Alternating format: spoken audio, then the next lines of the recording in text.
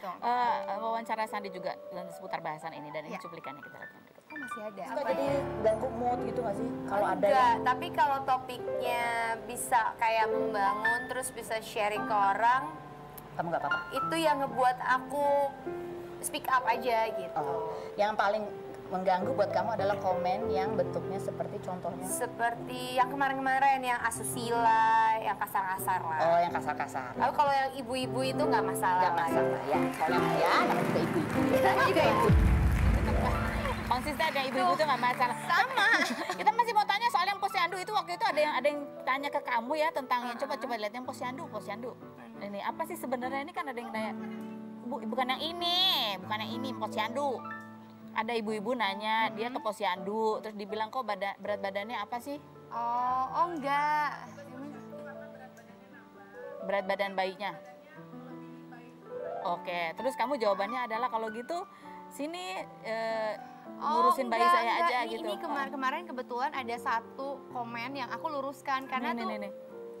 Dia mulai yang BB-nya stuck di 10 kg tiap posyandu dia mulai sama petugasnya. Oh bukan, kamu jawab, ini bukan. Jadi waktu itu aku tuh baca di satu headline news gitu, di online news. Tapi itu kayak menggiring, judulnya tuh kayak Shandy Aulia mengajak ibu-ibu untuk mengabaikan berat badan. Aduh. Nih kalau diomelin bilang aja sama petugasnya, kamu bantuin juga urus anak saya. Betul. Ini maksudnya jawaban kamu apa? Jadi karena headline itu, kadang-kadang kan berita itu aku ngerti mereka tuh pengen yang clickbait, pengen yang dibaca tuh judulnya tuh langsung wow gitu, kalau bisa gempar gitu kan.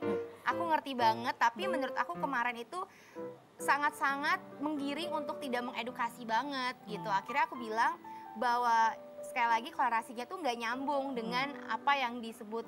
Yang maksud aku itu lebih kepada attitude, behave-nya kita sebagai siapapun itu. Kalau kita misalkan mau menegur atau mau ngasih tahu sesuatu mengenai berat badan anak atau kesehatan anak, itu harus ada etika, harus ada caranya gitu. Gimana caranya kita bisa mengedukasi tapi kita tidak menyinggung orang juga. Nah kalau ini kan dia cerita, ini orang ibu ini diomelin mulu. Karena menurut aku mengomeli ibu setiap misalkan kalau kita mau cek gitu ya ke posyandu atau ke dokter atau ke apa, kalau cuma diomelin doang tapi tanpa ada solusi, tanpa ada, mungkin kita nggak tahu what's going on secara ekonomi, mungkin kita nggak tahu si ibu itu bisa beli susu atau enggak. Di dapur ada nggak mungkin segala kebutuhan untuk bayinya. Nah hal-hal seperti itu yang maksud aku tuh kita harus jelas, nggak bisa cuma ngomelin doang gitu.